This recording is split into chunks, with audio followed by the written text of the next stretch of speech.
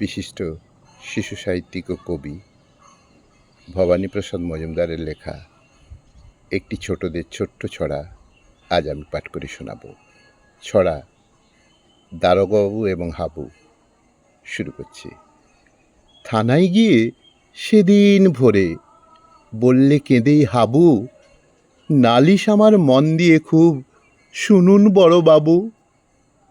চারজন ভাই আমরা একটা ঘরেই থাকি, দুঃখে আমি সারাদিন রাত ভগবানকেই ডাকি। বর্দা ঘরেই 7টা বেড়াল পোষেন ছোট বড়, মেজদা পোষেন 8টা কুকুর, যতই বারণ করো। সেজদা পাগল 10টা ছাগল রাখেন ঘরেই বেঁধে, গন্ধে তাদের প্রাণ যায়, মরছি কেঁদে কেঁদে। দারোগাবাবু বললে হাবু, তোমরা কি সব ভুলো?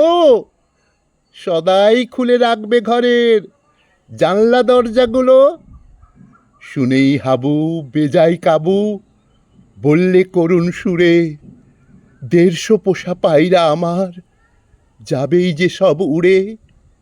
150 পোষা পায়রা আমার যাবেই যে সব উড়ে।